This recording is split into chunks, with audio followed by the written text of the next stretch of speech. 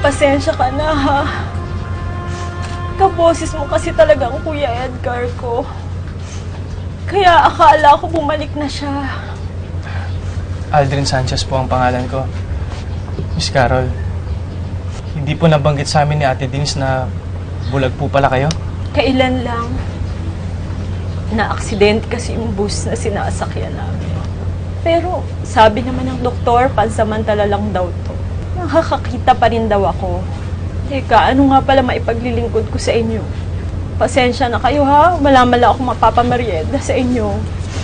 Kasi yung kasama ko, umalis, bumili ng gamot. Huwag na po kayong mag-abala, Miss Carol. Meron lang po sana kami tatanong sa inyo. Tungkol saan? Galing ho kasi kami kina Ate Denise. Nakita ko po itong charcoal painting. Magandang babae. Kilala niyo po ba siya? Babae? Ako.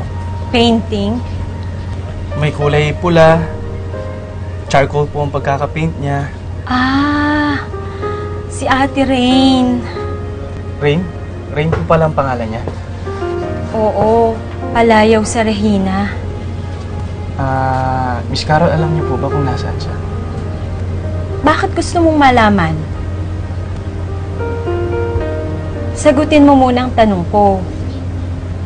Out of curiosity lang po, Miss Carol, na nagagandahan po kasi ako sa kanya. Aha, maganda talaga si Ate Rain. Kaya nga siya nagustuhan ng Kuya Edgar ko eh. Alam niyo po ba kung nasan sila? Pati si Edgar? Hindi ko alam. Mula kasi nung magtanan sila, hindi na namin sila nakita pa. So, yung Rain po, may asawa na po siya? Oo, nagtanan sila.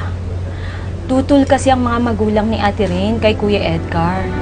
Mayaman kasi yung pamilya ni Ate Rain dito sa lugar namin. Samantalang si Kuya Edgar ko, panadero lang. Pero ano magagawa nila? Nag-iibigan sila. Sabi nga ng tatay ko, ang pag-ibig daw, para daw tubig sa ilog. Kahit harangan mo man, aapaw din, aalpas, maghahanap ng daan na maaagusan.